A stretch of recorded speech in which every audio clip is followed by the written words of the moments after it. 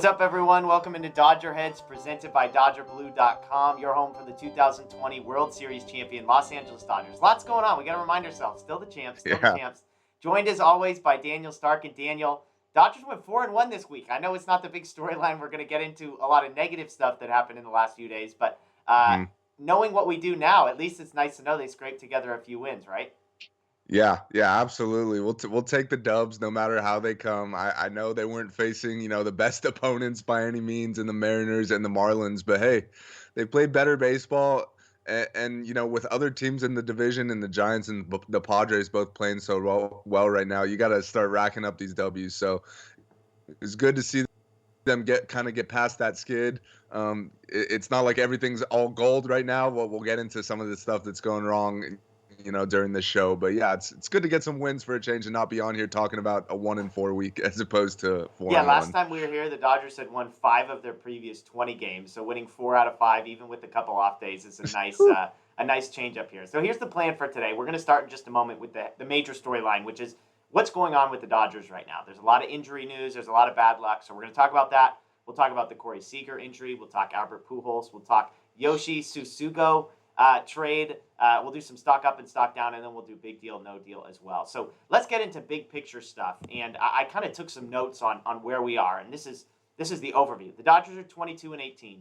They're third place in the NL West. They're 2 games back of the Giants, a game and a half behind the Padres. Their injured list currently, as of recording, contains Corey Seager, who's out for probably 6 weeks. Cody Bellinger out for about 2. Dustin May out for the season. Zach McKinstry out for a week to 2. A.J. Pollock probably 2 weeks at least. Corey Knebel probably for the season. Brusdar Graterol, who has only begun doing long toss, so he's a long way out. Tony Gonsolin probably 2 weeks away. The good news is David Price expected to be activated today. Beyond that, they don't currently have a 5th starter. Chris Taylor was scratched Sunday right before the game with wrist soreness that Dave Roberts said was particularly concerning. They're about to be heavily reliant on Matt Beatty, Albert Pujols, Sheldon Noisy, Luke Raley, and Yoshi Susugo.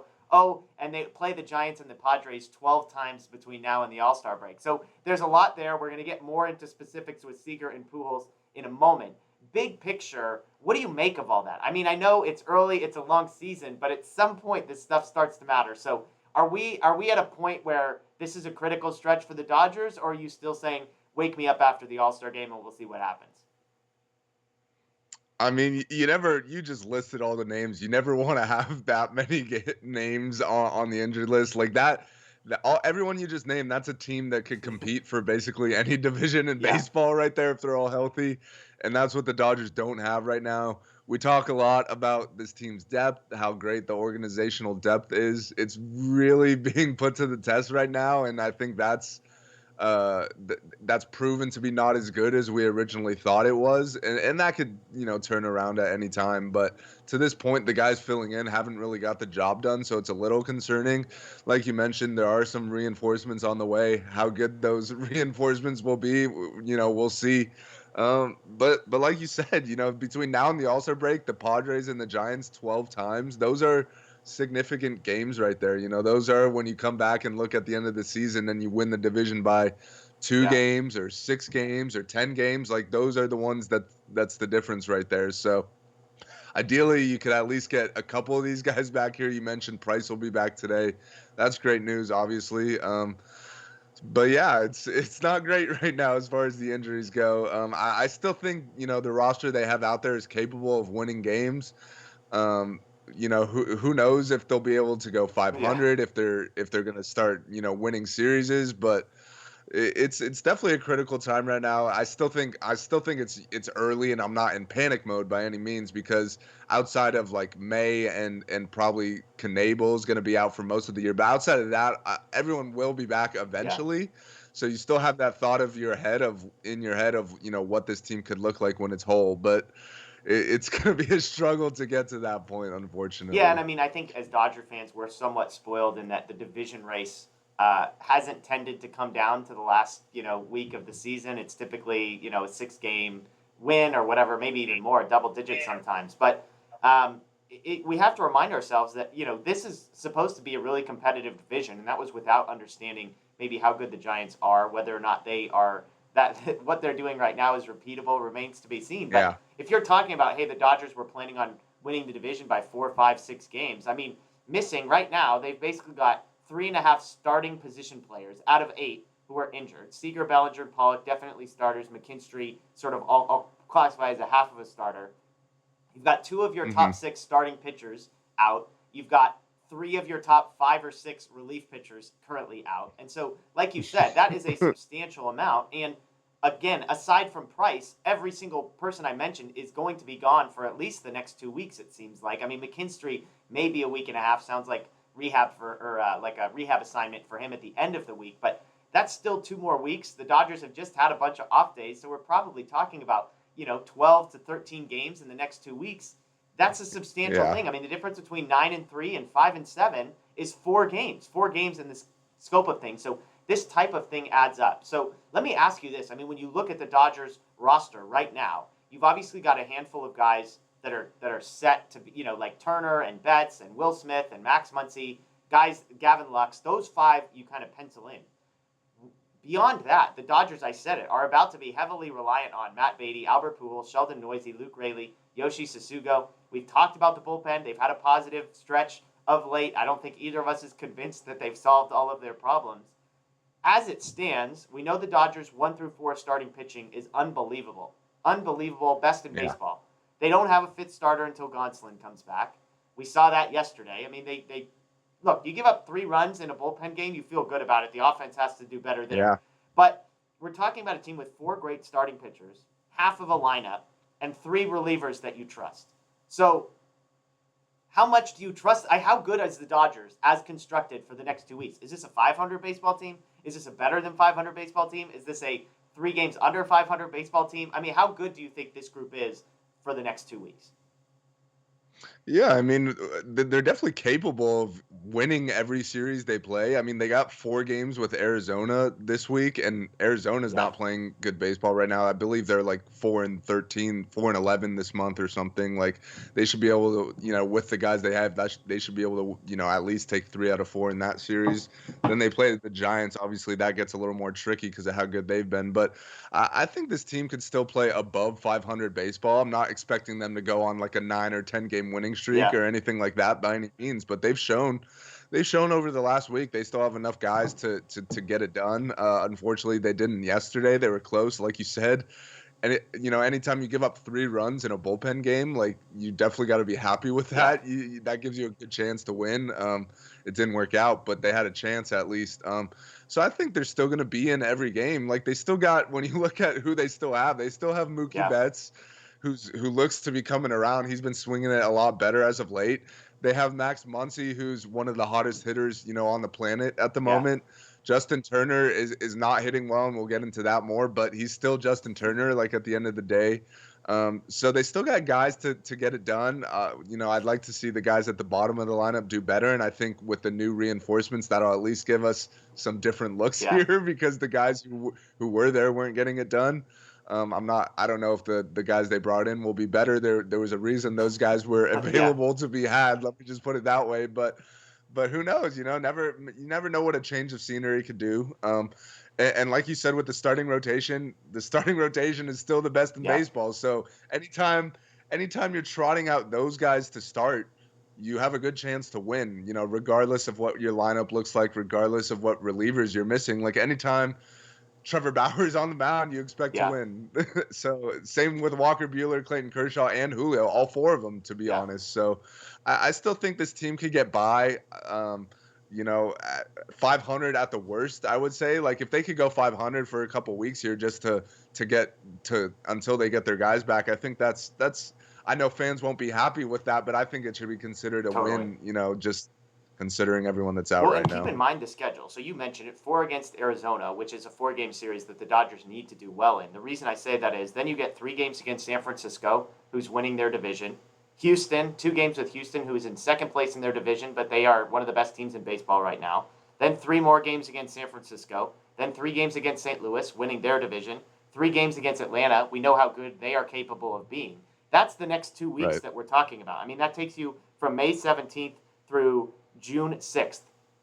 They have 4 games against Arizona and basically 3, 5, 8, 11, 14 games against teams that are in the top third of the entire league. So it's going to be an Mm-hmm. intense stretch of baseball for the Dodgers. I agree with you in that if there's one thing you want to be positive, I'm an optimist here. I always want to be optimistic. The starting pitching is the most important of the three sections of the team when you think about offense, bullpen, and rotation. Because anytime you have Kershaw, Urias, Buehler, and Bauer, if those guys can give you 7 innings, which they have been doing, 6 or 7 innings, and can hold the opposing team to 1, 2, 3 runs at the most, you're going to be able to win. Like a half of a lineup should be able to score as good of half of a lineup that's as good as the Dodgers should be able to score you 3 or 4 Yeah. runs. And when those guys are on the mound and can limit things, then so be it. And then it also limits your bullpen usage. If you only need 6 to 9 outs out of your bullpen 4 out of every 5 games, then you can trust the 3 guys that you actually trust in Trine and Jansen and Gonzalez. Maybe we're getting some more guys added to that list. We'll see. But I do think it's interesting. And yeah, I mean, look, if they go 500 against the stretch that I just talked about, that would be an unbelievable accomplishment as far as I'm concerned with the group that they have. Because you've got to think they need to take 3 out of 4 against the Diamondbacks. But it's not out of the realm of possibilities that they lose 2 out of 3 in like 3 or 4 of those next 5 series.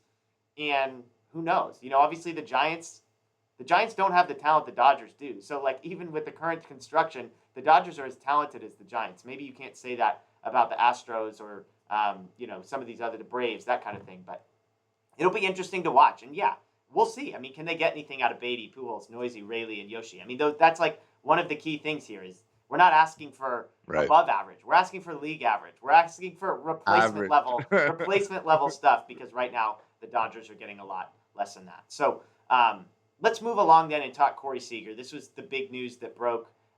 Obviously broke, not being no pun intended. Saturday, swinging. Did break. Yes, there's a lot of breaking going on. Swings his bat, takes it right off the hand. I mean, anybody who's watched baseball knew immediately, bad news. The hand is like the last place that you want to get hit, especially with the fastball, especially where he got hit, holding the bat, the whole deal. It was just an ugly situation. And you could tell immediately from Seeger that this was not like running to first base, shake it off. It was like, holy crap, what just happened?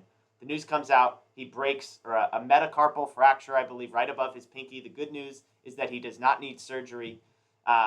I think the Dodgers have said 4 weeks would be like the absolute best case scenario. Dylan Hernandez tweeted the average time missed for this injury is actually 52 days. So that's 7 to 8 weeks is average for this injury. So we'll see how that plays out. But I guess I'll start with the obvious question. How big of a deal is this for the Dodgers to be without Corey Seager?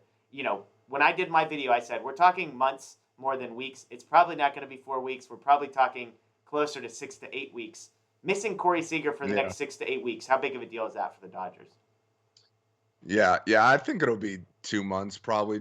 I feel like it's better to just err on the side of caution there. Like it's not like they're going to rush him back. Whenever he's ready to start playing, he'll have a rehab assignment. So when we're talking about in the whole totality of everything, I don't think we see him for 2 months, which it's obviously super unfortunate. It's definitely a big deal with when your team's missing so many other guys due to injuries. That's one of the guys you feel like you could rely on to show up and hit night in and night out. And I know, he hasn't done that every night this year. Like he's been kind of on and off. He's been good, not phenomenal like we had hoped, but that's still the guy batting second in your lineup, your everyday shortstop.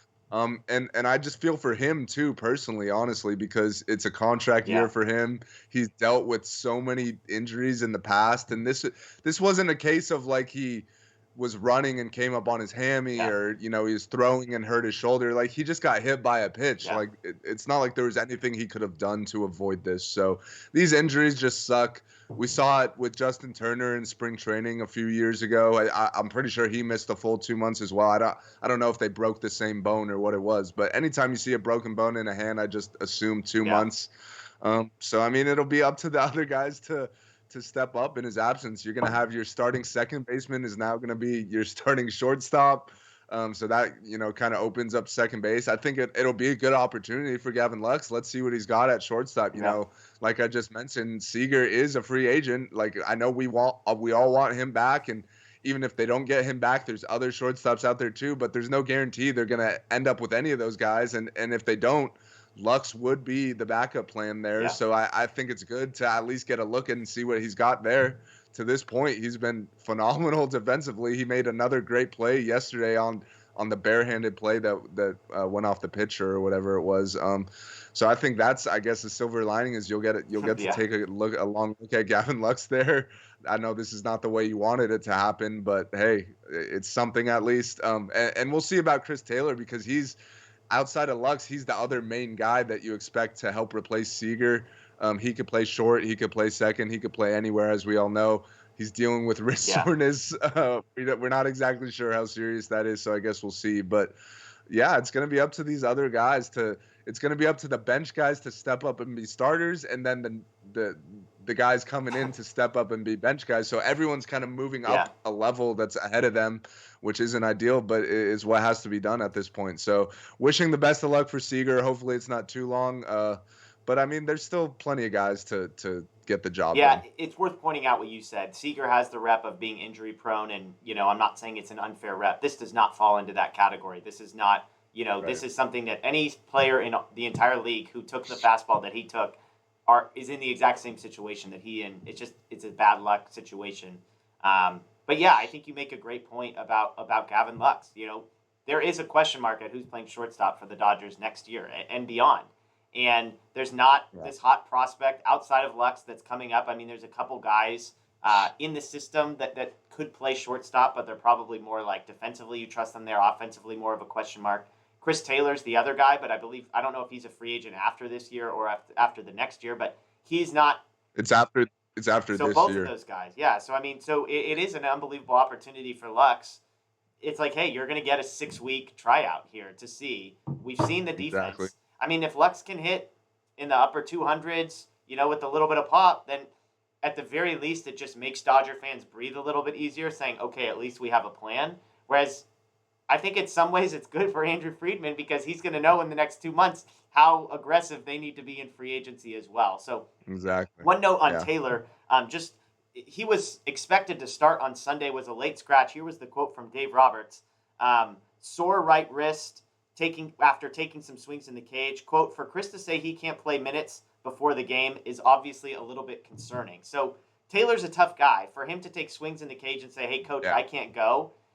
Man, I mean, there hasn't been a move as of the time of us taping this, but I don't know about you, I wouldn't be surprised if this ends up being an injured list trip, because that just doesn't sound like the type of thing you wake up the next day and be like, man, that was weird. I feel 100% today. And so with that in mind, here's the Dodger lineup. You've got Mookie playing somewhere in the outfield. You've got Turner playing third base. You've got Lux at shortstop. You've got Muncie at either first or second, and Will Smith at catcher. That's it. I mean, that's it. If Taylor is out, that means two of Beatty, Raley, and Susugo are starting in your outfield, plus either Pujols or Noisy starting in the infield every day. Woof. I mean, obviously you could throw DJ Peters in that group. I think we all sort of know. I guess, maybe there's a chance that a guy like Keibert Ruiz could play first base, or they could try and figure something out in order to get him or Will Smith kind of simultaneously in there, because I think we both agree that would be offensively a better option than about 75% of the guys we just mentioned. But man, it's basically to have three of Beatty, Raley, Susugo, Peters, Pujols, and Noisy, three of those guys starting every day. We know every fifth day at least you're going to get an Austin Barnes appearance as well. So all of a sudden the vaunted Dodger lineup sort of stops after the 1 through 4 slot. So again, Zach McKinstry, probably a week and a half away. You can pencil him into the starting lineup as soon as he is healthy. Bellinger probably 2 weeks away. He's a couple days behind. AJ Pollock, as we mentioned, to the injured list. So it's I would say the Seeger injury is magnified right now because Bellinger's hurt, because McKinstry's hurt, because Taylor might be hurt. Exactly. And so normally, obviously this would be a big deal, but you say 6 to 8 weeks, the middle of the regular season, it's May, no big deal. But this is 20% essentially of the 5 guys that you trust. 20% of that has just disappeared. Turner is struggling, as we mentioned. So it's this is a massive deal, I think, for the Dodgers. And like I said, the next 2.5 weeks, I can't stress enough. I know people, it's May, who cares, going into June. They're about to play a bunch of really good teams. And, I would not be surprised if we come out of this, 16-game stretch. If the Dodgers go 6-10, I wouldn't be surprised. And so if they can, do noticeably better than that and get some production from some of those guys, it would be a massive boost, I think, for when they actually do get healthy. Yeah, I think a lot of it will come down to the pitching because, like you just mentioned with the offense, like I don't think either of us are expecting a whole lot of No. offensive output. Like maybe they could score, 4 or 5 runs a game or whatever, but as a whole, I think we're expecting the offense to struggle the most. So this is the time where the pitching really needs to kind of carry the Dodgers. We mentioned how great their starters are. We got 4 games with Arizona this week, and we got our 4 guys on the mound. So those are games you should win, Yeah. like regardless of who's in the lineup. You got a bullpen who's in a good state right now. Like I know they're missing some guys, but you're getting David Price back. Other guys are throwing really well right now. The bullpen's not super overworked. So I think this is a time where if the Dodgers are going to be successful, it's really going to have to be the pitching that carries them. Can they do that? Yes, of course. Will they? Who knows?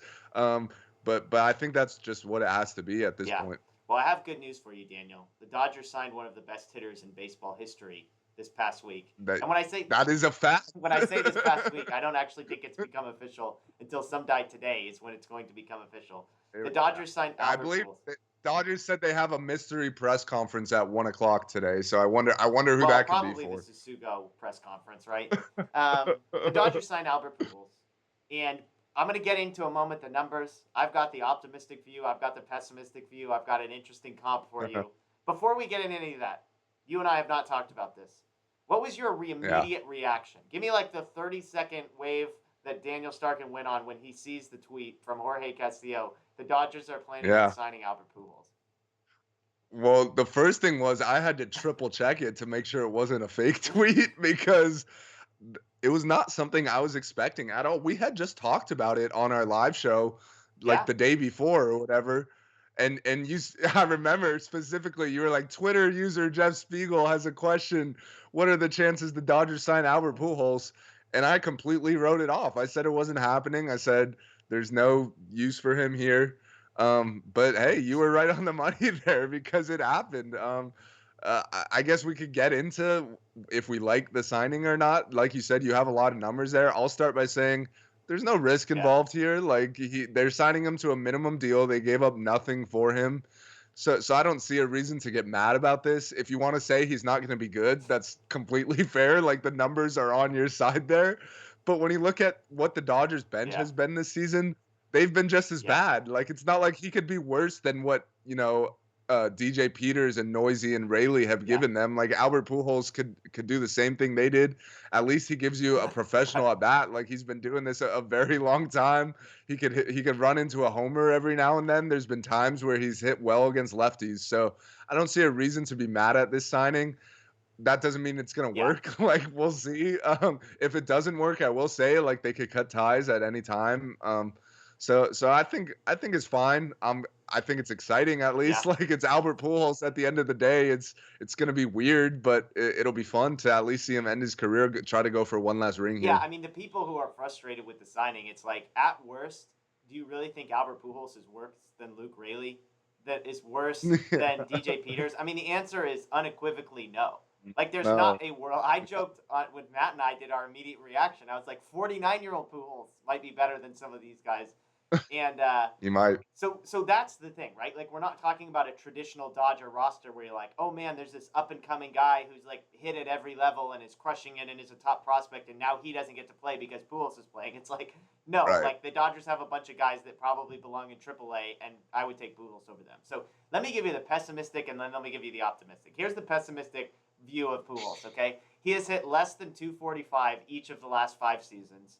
His OPS plus, which is basically an all-encompassing stat, where 100 is average. Over the last 5 years, he's 85. So he is 15% below average over the last 5 seasons. Here's an interesting comp for you.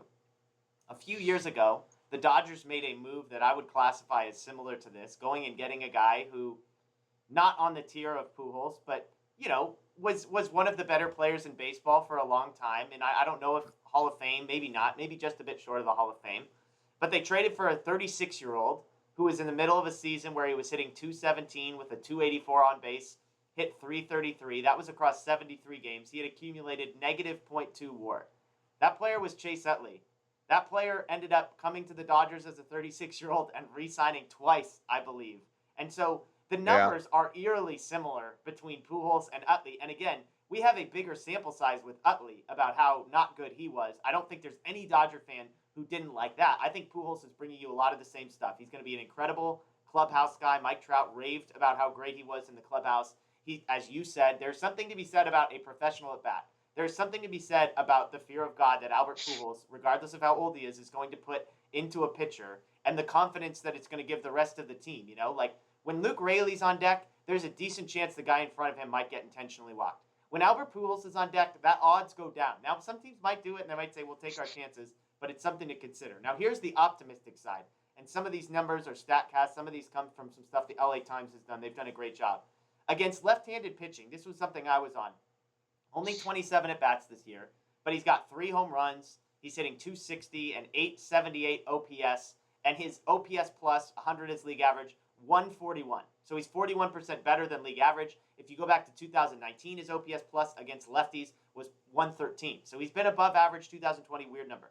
Underlying numbers, very good. StatCast stuff. Exit velocity, 69th percentile. Now you might say 69th percentile, who cares? Remember, we're average to above average is an unbelievable upgrade here, okay? So 69th percentile in exit velocity, 53rd percentile in hard hit, 65th percentile in expected batting average, 82nd percentile in expected slugging percentage, 89th percentile in strikeout percentage, 55th percentage in barrel percentage. So every number I just gave you is above average to good. Right. I mean, like, it's average to good. And so those are against righties, those are against lefties. That's this year. This is from the LA Times. His expected batting average, which is based on like exit velocity and launch angle, I believe. His expected batting average is 67 points higher than his actual batting average. His expected slugging percentage is 142 points higher than his actual slugging percentage. And his batting average on balls in play is 176, which is more than 100 points below league average. So you put all those together and you say, look, some of that is fair because he is slow as heck. And so the batting average on balls in play is going to be a lot lower for Pujols than anybody else, okay? But when you look at the exit velocity, when you look at the launch angle, when you look at how hard he's hitting the ball, it's easy to say he's gotten unlucky. This isn't to say he's going to be good, but if he's hitting, right now he's hitting 198, his expected batting average is 265. If he even meets somewhere in the middle and can hit 230 with a slugging percentage that's in the mid-4s, which is where, you know, again, expected right now is 515, that's going to be amazing. That's going to be an unbelievable upgrade for right-handed bat off the bench. So that's the pessimistic, that's the optimistic. Daniel, when you hear those, where do you lean? Like, if you had to guess, I asked Matt this question. I said, 100% chance, like on a scale of 0 to 100, what are the percentage chances we look back at the Pujols signing? And this was before Seeger got hurt, so I think the odds are definitely going up. But what are the odds you look back on this and say, that was a success? I'm glad they did it. That was a great move. What are the odds you think that ends up being the result at the end of the season? I think pretty high, to be honest, just because defining success when it comes to this signing, it doesn't have to be a whole lot. Right. Like I already said, they got him for nothing. They're paying him nothing.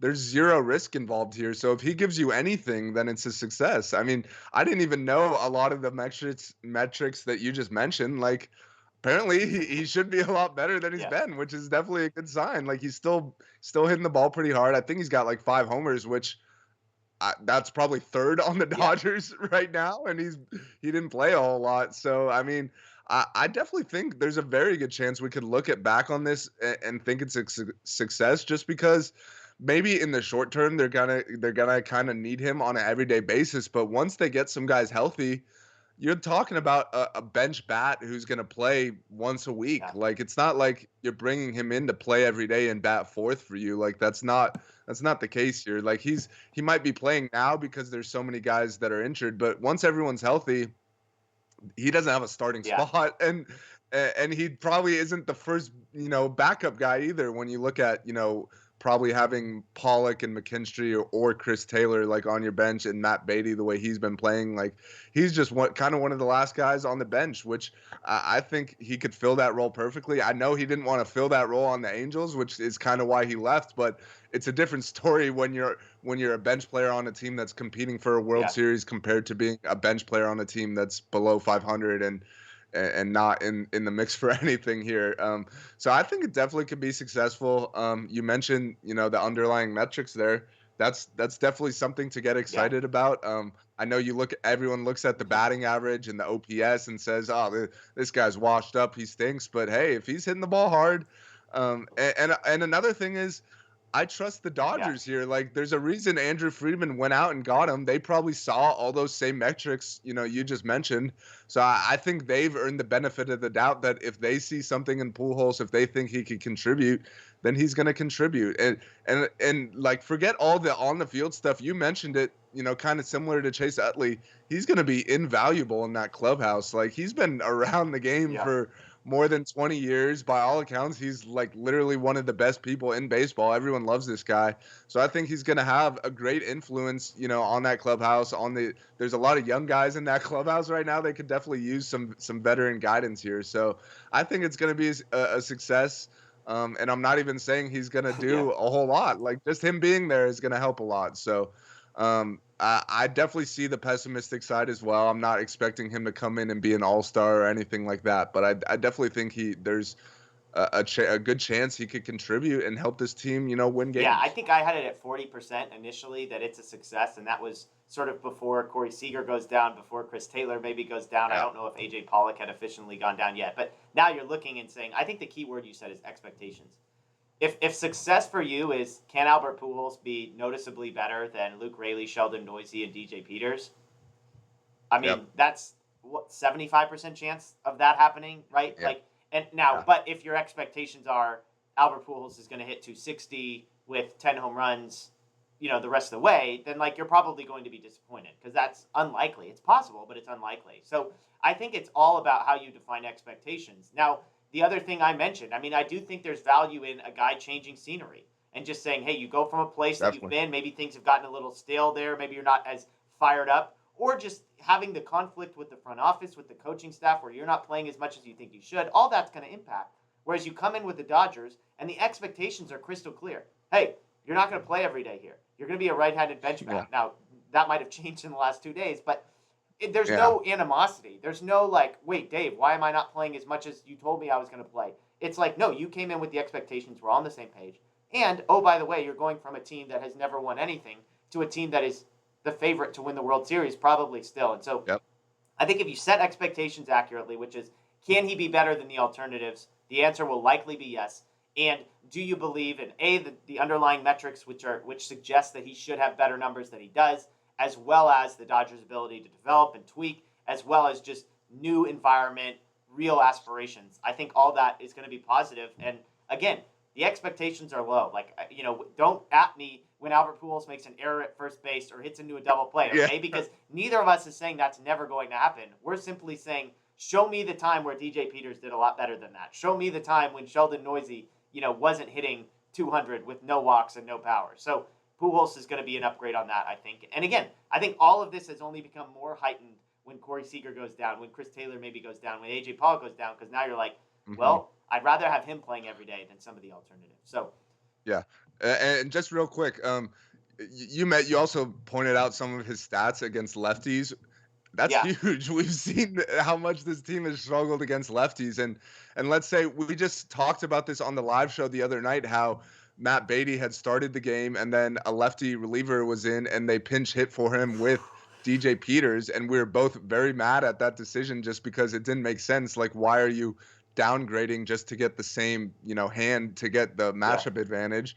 Well, now at least if you're going to do that, which we've seen Dave Robert do that for years, we know that's not going to stop. At least now you're getting a guy coming in who could actually hit lefties here and not, a AAA guy who's proven, nothing at this level. So that'll help a little bit. The clubhouse stuff will help a little bit.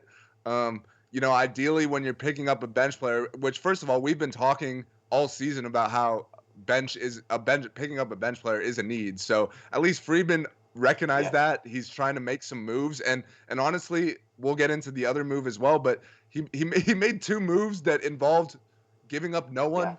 It involved not paying a whole lot, and if they don't work out, the deadline is still 2 months away. Like, you could go make more moves. You didn't give up anything. So I don't see a reason to be mad at either of these moves. I'm sure we're going to get into the second one right now, but yeah, I'm honestly excited to see what Albert could do. Like, at the end of the day, this is still one of the top 3 right-handed hitters that have ever played this sport. And I know he's old and hasn't been that in a long time, but it's still Albert Pujols, and I think it's going to be fun to see what he can One do. other thing on the Pujols signing, because I saw some Dodger fans be like, "Oh my gosh, this is so cool! It's just like when the Dodgers acquired Jim Thome," and my immediate reaction was like, "Okay, no disrespect. I'll quote Daniel Starkand. No disrespect to Jim Thome, but like He's about to say something disrespectful. Let's hear it. Pujols is not in the same category as Jim Thome. Yeah. Like Pujols is one of the best hitters of all time. He's not just a Hall of Famer, which is nothing to like turn my nose up at.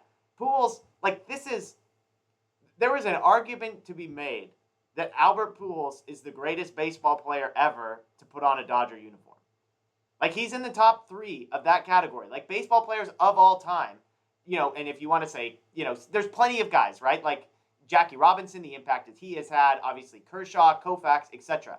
There's an argument to be made that Pujols is the greatest player ever to put on a Dodger uniform. Now, there's other guys. Again, I'm not saying, don't take that out of context here, but am I crazy for thinking that comparing this to Jim Thome is, I mean, I get they were great players at the end of their career. Fred McGriff, you could throw into the same category, but Pujols' career was dramatically better than Thome's.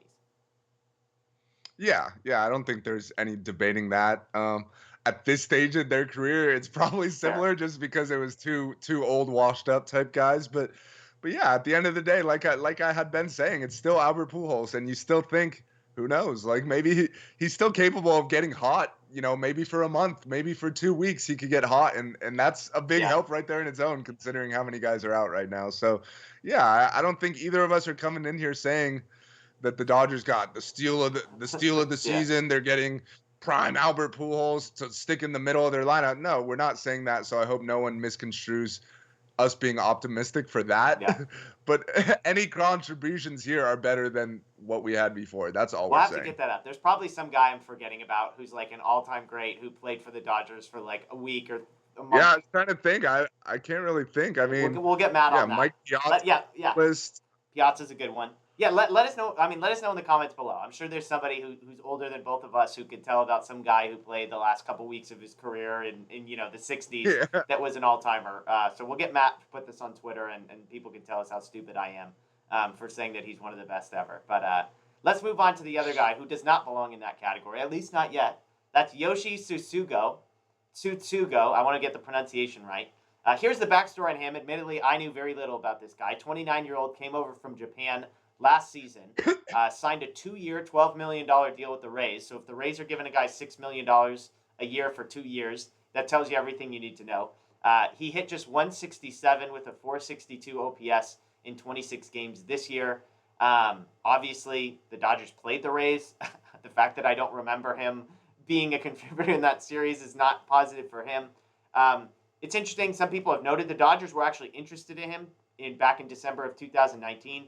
Some people compared him almost like a utility player defensively, but I guess his offensive profile was kind of like Jock Peterson. That was the comp that I saw, which I imagine just means sort of the 3 true outcomes: walks, strikeouts, and home runs. And also can't hit lefties. There you go. So let me give you the pessimistic and the optimistic view again, and you tell me this. Here's the pessimistic view. This is from Chad Moriyama. He has a 254 weighted on base average on pitches 95 miles an hour or above. He has no hits on 97 mile an hour and up. And he jokes, though no split is all that good for him so far. So that's the downside. The knock on him is he can't hit velocity, which, in case you haven't noticed, in 2021 is slightly problematic. The optimistic view. Yoshi had this is from Juan Toribio. Yoshi had the most unfair 2020 season, came over from Japan, went back during the shutdown, was then asked to figure out Major League pitching in a 60-game sprint. You could add into the pessimistic category that the Rays, aside from the Dodgers, are maybe the best at developing these types of guys. So whereas a guy coming from the Angels, you say, oh, we'll fix him. With the Rays, it's a lot harder to make that argument. So pessimistic, optimistic, there you go, Daniel. Your thoughts on the signing of – and I should add, this was a trade, player to be named later or cash. So the Pujols one was literally free except for money. It's possible that basically the Dodgers just relieved some financial burden from Tampa Bay and basically said instead of giving him the minimum, maybe we throw in an extra $100,000 or something. So there was a slight cost here. But your thoughts on Yoshi? Yeah. Well, let me start off with the optimism because, like you mentioned, the Rays and the Dodgers were two of the teams that were interested in him when he came over, and by all accounts, those are two of the smartest front offices in baseball. And I know the Rays weren't able to unlock that potential, but we saw a quote over the weekend I think it was Dave Roberts who said it, whereas like he said their hitting guys, their front office guys all see something that they could unlock with this guy. And I think that's a reason to be optimistic right there. Like if the Dodgers feel this could work, they were interested in signing him 2 years ago. I thought at the time I didn't see how it made sense. I was like, we got Jock, Yeah. we got all these lefty outfielders. Like, why would we need another one? And ultimately, it didn't happen. But I also remember at that time I have a couple Dodger fan friends who also follow the NPB in Japan, and they all wanted the Mm. Dodgers to sign him. They think he's good. I don't know if they still feel that way. I haven't talked to him since, but this is a guy who a lot of people were high on when he was coming Yeah. over. You mentioned, the two years, $12 million deal with the Rays. Like the Rays don't pay Yeah. anyone, so the fact that they were willing to give this guy $12 million just shows what they felt about him. Obviously, it didn't work out. You mentioned the numbers, especially this season; they're not good. We'll see. The Dodgers feel like they could unlock something. We'll see if that happens. But I think right now it's kind of similar to Pujols in the sense that there's not a whole lot of risk involved. You mentioned it was a trade, so they'll either have to give probably a low-level prospect or cash, like you mentioned, one of the two, which is still not giving up a whole Yeah. lot. But I think right now this is kind of more of a short-term type deal. Like I think this was kind of in response to all the injuries, whereas Pujols was more in response to just the lack of production off the Yeah. bench. So I think this is a guy who could come in when guys are injured, and he could start and play against righties for the time being. You could see if you can unlock whatever you think you can unlock, and if you don't, so Yeah. what? Like you could DFA him the same way the Rays did, and you'll probably lose nothing. Like it's not like a low level prospect or cash means a whole Yeah. lot here. So I think this is another low risk high reward type of deal. I'm not expecting him to come in and be Jock. Jock, we all know what Jock did in the postseason for this team year in and year out, how great he was. We're not expecting that, but it's another guy who could come in and be a bat off the bench. Now he's a lefty, which you have a lot of Yeah. those. So ideally he would have been a righty, but I think you can't really. There's a phrase: beggars can't be choosers. Like the Dodgers will take any sort of production at Yeah. all out of their bench right now, considering what they've been getting. So who knows? I'm not gonna act like I know a whole lot about this guy, but we'll see. The Dodgers are high on him. The Rays were high on him. Those are very smart people who know a lot more about baseball than Yeah. me. So I'm gonna defer to them when it comes to this Yeah, one. exactly. And, for me, it's like you said, if the Rays like him, if the Dodgers like him, he has a pedigree. Like, he has been at a high level league in Japan and has produced really, really well, enough that a bunch of teams were interested and a bunch of teams were willing to pay him millions and millions of dollars. And again, as bad as his performance has been, would you rather the guy who has proven he can perform at a high level in a foreign league, who comes with the pedigree of teams like the Rays and the Dodgers being willing to pay him millions of dollars, up to $6 million a year for 2 years, or the guy who was never projected to be a major league player, was kind of a quad A type guy who sort of is just floating around? I mean, neither of those guys is performing right now. I'll at least take my chances on the guy who a bunch of really smart people have thought there would be upside on. And Yeah, so it's definitely, yeah, and like you said, I mean, the Dodgers said they've seen something. I think, one person, I think maybe it was Roberts or somebody, said he looks like a shell of himself. Somebody else pointed out that he's yeah. kind of a tinkerer when it comes to his swing. And so, maybe they unlock something. And again, the cost is very low. He's better than the alternatives. And I do think he is like a zero risk guy in the sense that they would have no issue cutting him. I kind of push back. I think with Exactly. Pujols, they probably made some sort of agreement that he's going to finish out the season. Like, we don't care how Right. bad you are. You're not getting cut. You're not going to go through that shame again. My guess, there's no reporting on that. That's just a guess. Whereas Yeah, Susugo, that's fair. I'm guessing is way different situation where it's like, hey, if this, if Pollock comes back and Bellinger comes back and McKinstry comes back, and 2 months from now you're still got a 462 OPS, then we'll go from there. And who knows, maybe you can sneak him into AAA for a little bit to see if you can fix some things. But based on how things went the first time, I'm guessing that's unlikely. So, positive. I mean, like, look, what they are doing right now on the bench is not working. So, like, why not? Let's throw this guy in there. Let's see what Yeah. happens. just throwing darts at this point, and you're seeing what sticks. And the coolest thing about this guy is his name is Yeah. Yoshi. As a Mario fan growing up, Yoshi was my Yeah. guy. So, you know, I'm not gonna call him Susugo.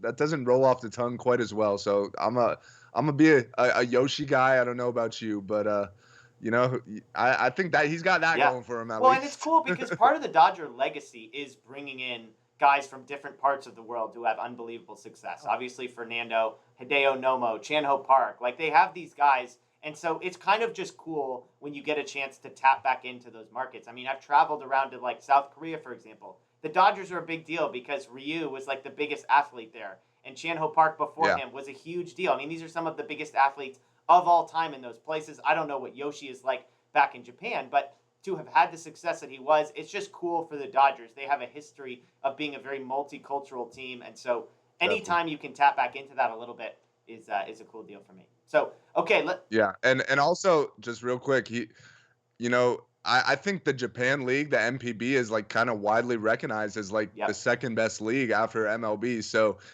you know, him having success there, it's not like, oh, he was in whatever some scrub league, like, you know, hitting off nobody. He's like, no, that was a really good league. That's yeah, like, it's not MLB, but it's the next best thing. Like, it's basically like AAA, I'd say. So the fact that he had success over there, you know, sometimes it just takes an adjustment yeah, period. He's halfway across the world. You mentioned ever since he signed, there's been a yeah, pandemic going around, so he hasn't even been able to live a normal life here.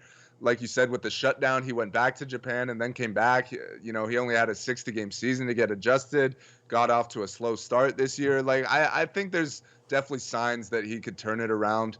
I don't know how much. I don't think we need to put all our weight into an 80-game major league sample here. Like totally. he could still turn it Totally, around. totally. All right, let's move. Stock up, stock down, and then big deal, no deal to close us out. Stock up and stock down. I'll start us off with the obvious one. The man who has sparked an unbelievable amount of Flaming Man gifts over the last week or so. That's Max Muncie. This is unbelievable. He has put up .6 wins above replacement in the last 7 days. .6 wins. That's more than most people put up. Not most. A lot of people put up in a full season. Max Muncy in 1 week. He's got a 1.571 OPS. Obviously, he homered in 3 straight games, 6 runs, 7 RBIs, a 500 batting average in the last 5 games. The easiest slam dunk stock up for me is Max Muncy. So there you go. Who you got? Yeah. Yeah, well, first of all, on Muncie, that's exactly what this team needs right now. We've talked about all the injuries, who's in and out of the lineup, and they kind of need someone to kind of take the reins and carrying them right now, and that's Muncie. I mean, which is awesome because he had struggled earlier in the year. We know he was still taking his walks, but other than that, he wasn't doing a whole lot. So it's good to see him get hot. He's still that funky Muncie. We still love him. So that's been great to see. But my first stock up, I'm going with Gavin Lux here. You know, over the last week, he hit 333 with a 950 OPS. It's funny, literally just a week ago on this same show, a week ago right now, we were talking about should he be optioned or not? Is it time? Does he need to go AAA? And I will say, in both of our defenses, we both said no. We both said he's gonna figure it out. We both said they don't really have another choice at the moment, and that's gotten even more so the case over the last week with even more injuries now. But he's starting to come around. He hit the big home run, which I think kind of was a big weight lifted off his shoulders. He's been able to get some more hits since then. The defense has been great all year, you know, regardless of where he's playing. I'm excited to see what he could do at shortstop. So I'm not willing to say he's fully out of, you know, his early season struggles. He's not on Max Muncy's level of hot. Like he's swinging the bat better, but he's not quite there yet. So, but it's good to see because this team's going to need it. You know, started the season as the 8th hitter. Now he's probably going to be batting like 5th most days.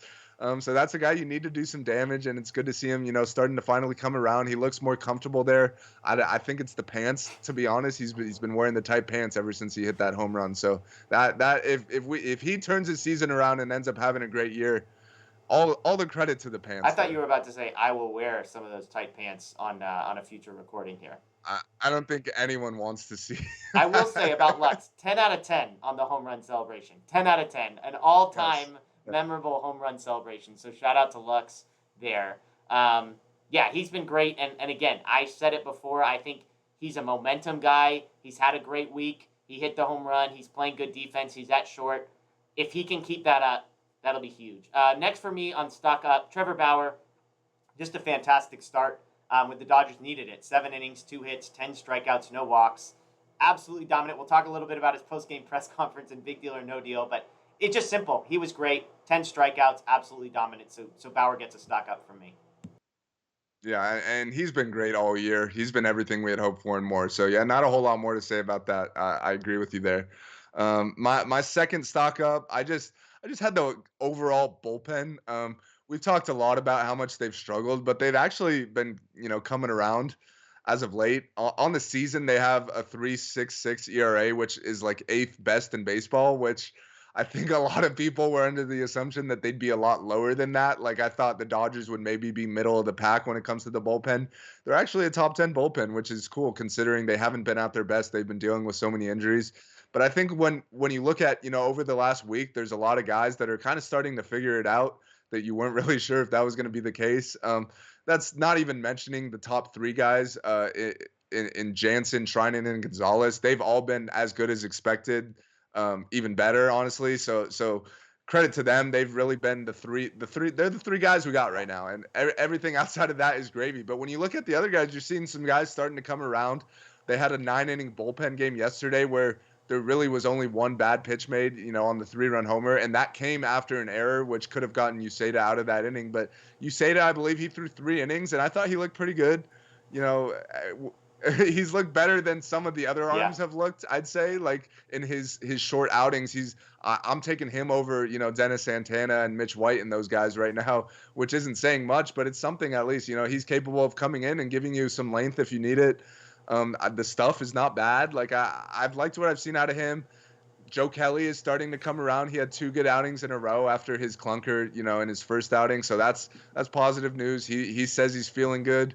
David Price is coming back today. Jimmy Nelson's been pitching better as of late. So I think compared to where we were 1 week ago, I'm a lot happier with the overall state of the bullpen.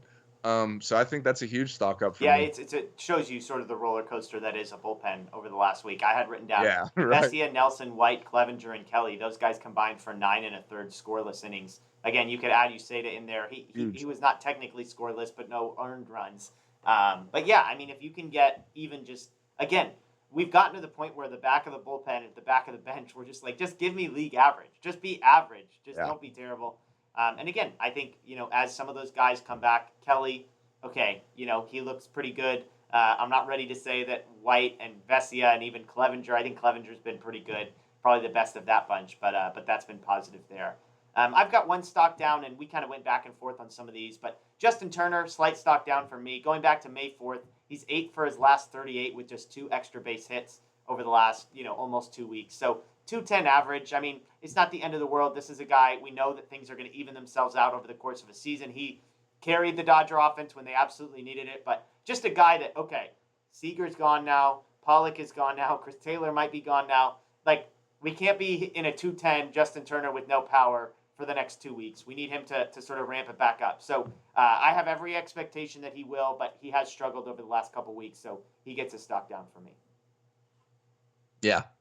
I agree with everything you said there, and I'm with you. He'll come out of it. This is just what happens over the course of a long season. He started off great, so you knew this was coming at some point. Unfortunately, it's right now when everyone else is hurt and you kind of need him. But yeah, he'll come out of it. I'm not worried about Justin Turner.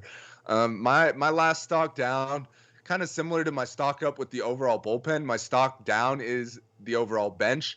And the main reason is just because a lot of those guys aren't going to be here past today. Like two guys will be sent down for Susugo and Pujols. I'm guessing that'll be probably Peters and either Ruiz, Noisy, or Rayleigh, one of those guys. Probably Ruiz, just because they've already said they want him getting, at bats in AAA. But those guys, all those guys I just mentioned, none of them have been good at all. Like you said, we're only asking for a league average here. They haven't even been able to give us that. So that collective group has been a big stock down, but hopefully these reinforcements coming in could elevate that group a little bit at least so they could get to league average, because that's all we need. But yeah, with so many guys going down with injuries, you hope you could get something out of these other guys, and they've given pretty much nothing. I think Rayleigh has 1 hit and 1 walk in his last 22 plate appearances. Noisy is 4 for his last 29. Noisy has 0 walks this season, which is unbelievable for a Dodger. Let me ask you, when it comes to Peters, Rayleigh, and Noisy, and again, this might seem like a fool's errand. Am I crazy for thinking that Noisy is better than the other two guys? Like, I don't know what it is about Noisy, but when he's up, for whatever reason, I just have more confidence. Now, it's crazy as a guy who has literally 0 walks this season. That's a problem. I thought Rayleigh was competitive early in the year, so I've got Peters at the bottom of the list, Rayleigh in the middle, and Noisy at the top. I mean, maybe it's nitpicking here, but do you feel like one of those 3 guys is better than the other 2? No. Okay, fair. Well, they're all the same to me. If I had to order them, I'd say I'd put them in the same order that you did. But to me, they're all just the same. Like, none of them have done anything really. None of them give you like a whole lot defensively. Like, it's not like they're out there just making diving plays Well, left and right Noisy's and been not okay. hitting. Like, I feel he's been okay. He made the big error yesterday that led to the loss, I'd say. But yeah, all those guys, they're just kind of whatever to me. Fair. Okay, moving on to big deal, no deal. We've just got a few things here. Trevor Bauer's press conference, big deal, no deal. He comes in with a big sign on his shirt that says, like, this is not my logo or something like that. Big deal or no deal to you? I think that's hilarious. Trevor Bauer, he's so funny. He's always that's the thing. That stuff is always on his mind. He's like, how could I troll this person? How could I make fun of this person? And I think that's entertaining to me. Like, I get that that's just yet another reason for his haters to be like, oh, this guy's annoying. This guy only thinks about himself. But it's not a big deal at the end of the day. Like, he's just trying to be funny. And honestly, I think he has a point. Like, if he got fined for wearing it was under his jersey. He has like the top 2 buttons open and you could see his logo on his undershirt, and he got fined for that. Like, that's pretty ridiculous if you ask me. I'm not exactly sure what MLB's doing there. It's literally his own logo, like with his own initials. It's not like he's like marketing some other company that's not his or whatever. So that made no sense. I thought it was hilarious. Yeah, I mean, is anybody really going to take Rob Manfred's side in this and want to defend him there? No. You know, to me, it's harmless. It's fun. It mixes up the monotony. I mean, you see all those press conferences post game, and normally it's like boring, boring, boring, boring. You know, it's like, hey, there's Bauer. Exactly. He's going to give you something fun. So I'm with you. Okay, 2 more here. Next one, David Price, quote, I feel better than I ever did before I went on the IL. Again, expectations is today, Monday, he'll be activated and joining the Dodger bullpen. Feels like a big deal to me that he's feeling healthy and ready to go because the Dodger bullpen could use him. Yeah, I think that's a big deal as well. Like you said, this bullpen could definitely use him right now. Before he got hurt, he really looked like he was starting to, come and find his form. He got off to a rough start to begin the season, but he was in a new role, hasn't pitched in the bullpen before. So I think it was always going to take some time. Unfortunately, the injury came at the worst time possible because he was just starting to figure it out. But yeah, if he says he's feeling, as good as ever, that's obviously great news. To get him back today when you got a big 4-game series and then after that, we've already talked about the opponents coming up. Like, those are tough opponents. So having a healthy David Price is great news for this team. You're taking him and replacing the worst guy who your pick. We mentioned some of those guys. My pick personally would be Dennis Santana, but I guess we'll see what the roster move is today. Yeah, no, I'm with you. I mean, I think we're in agreement that of all the relief pitchers the Dodgers have, outside of Trinan, Jansen, and Gonzalez, Price is probably the most likely guy to join that group as a 4th guy that we really trust. Would you agree with that statement? Definitely. So, and I wouldn't even say there might not be another guy on the whole roster that either of us have any sort of real expectation. I mean, I know some people love Gratterall, and maybe if you think Joe Kelly's going to turn back the clock and put together one of his like 3-month stretches where he's amazing, but that just goes to show you. I mean, we're talking about probably the 4th best relief pitcher on the team at worst. And at best, I mean, I think there's a chance he's one of the 2 best relief pitchers on the team. So great news for the Dodgers if he can come back and especially with no 5th starter, a guy that can maybe give you a little bit of 2-inning appearances type of thing could be a big deal. Exactly. Okay, last one, and this is a fun one. I have no idea the context, but our buddy Matt Moreno tweeted this out. Max Muncie and Will Smith both believe pineapple is a suitable topping for pizza. Trinan said, quote, waste of pizza if you do it. Mookie Betts, citing Italian friends being strongly against it, sided with Trinan. So this isn't a big deal, no deal, but how do you feel about pineapple on pizza? Are you on Team Muncie and Smith that it's acceptable, or Team Trinan and Betts that it's a waste? I'm not gonna lie to you. I don't know where you stand on this, but I absolutely love pineapple on pizza. If I have my choice, like if I get to order the pizza, I can order whatever I want. I'm getting a Hawaiian style type pizza, as many pineapples Oh as my possible goodness. on there. So yeah, I feel like I'm in the minority there. It might be 50-50 honestly, but yeah, I love me some pineapple This on is pizza. a Matt Marino level take. I don't know what Matt's take. I have said publicly that The I don't thing agree is, with it's his not. food takes. I don't consistently have bad takes, so I Right. don't mind having Occasional. an unpopular take every once in a while. Because I feel like for the most part, I have good food Yeah. takes. I'm nowhere near Matt's level. I'll say that.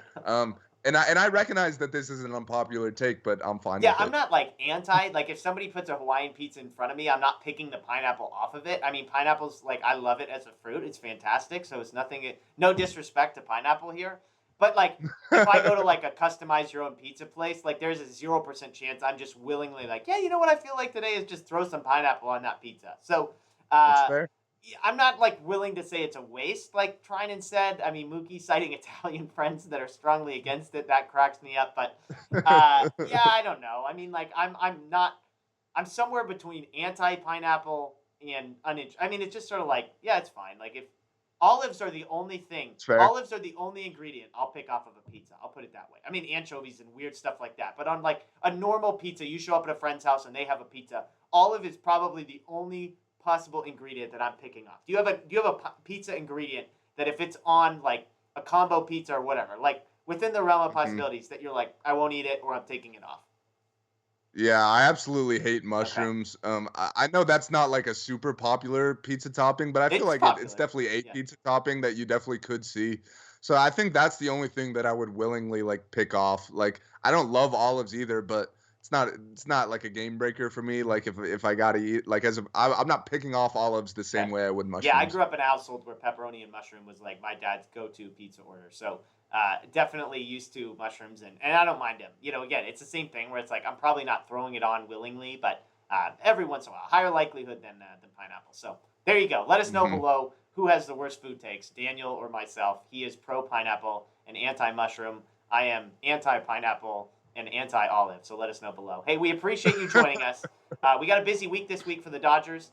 So that should be a fun one. Daniel and I will be here at the end of the week. We got to wait to see what the Lakers' postseason schedule is, but we'll be here for a live post game at the end of the week. We'll have some updates throughout the week. I think I've got an interview with Fabian Ardaya, the new athletic writer for the Dodgers. We're supposed to chat some point this week, so that should be a fun one. So be on the lookout for that. I'm sure he'll give you the lowdown on That's what I Pujols said. coming I from said the. it's a little He fishy brought that him we get over. the Angels beat writer from the Athletic comes over, and then 2 days later, Pujols comes with him. Maybe a package deal. No Yeah, complaints. it's a package We're deal. both pro that. So make sure you subscribe here. Dodger Blue 1958 on YouTube. Dodger Blue 1958. Everyone's social media. DodgerBlue.com. Ring the notification bell as well. That's Daniel Starkand. I'm Jeff Spiegel. We appreciate you joining us as always. Vin Scully closing us out. The best team holding a trophy high in the air. The Los Angeles Dodgers, champions of the baseball world.